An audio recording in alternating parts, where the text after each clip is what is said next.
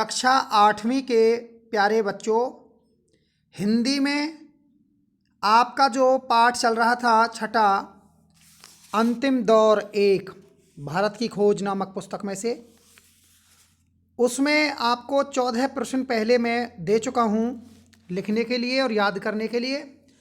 अब हम बेटा यहाँ 15वां प्रश्न देख रहे हैं, जो आपको 15 से लेकर के और 24 तक मैं प्रश्न दे रहा हूँ। तो पहला प्रश्न पढ़ेंगे बेटा।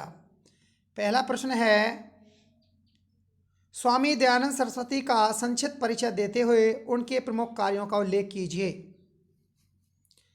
दूसरा है, रविंद्रनाथ टैगोर के व्यक्तित्व पर प्रकाश डालिए तथा उनके जीवन की प्रमुख विशेषताओं का उल्लेख कीजिए।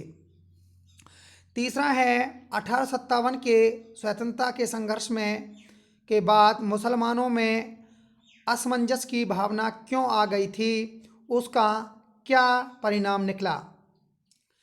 अगला है बेटा, आर्य समाज किस प्रकार का आंदोलन था और अंग्रेज सरकार पर इसका क्या प्रभाव पड़ा। अगला है, सर सैयद अहमद खां का परिचय दीजिए। इसके बाद है बेटा, अबुल कलाम आज़ाद के जीवन पर प्रकाश डालिए। इसके बाद बेटा हम अगले पे चलते हैं। 21वां, रविंद्रनाथ टैगोर का शांति निकेतन क्या था। 22वां है, सर सैयद अहमद खां के विचार दूसरे राष्ट्रीय नेताओं से कैसे भिन्न थे, मतलब अलग थे।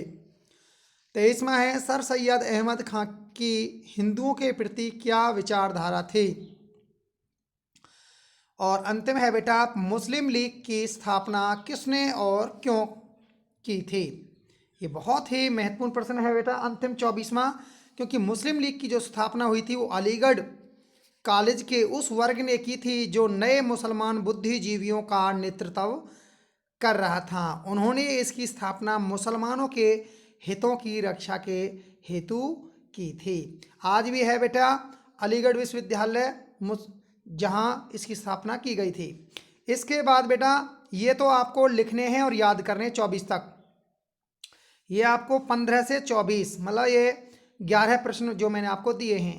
बाकी जो ये ऑप्शन टाइप क्वेश्चन आप देख रहे हो, भारत की खोज पुस्तक के लेखक का नाम, ठीक है, यहाँ से लेकर के और ये आपके बेटा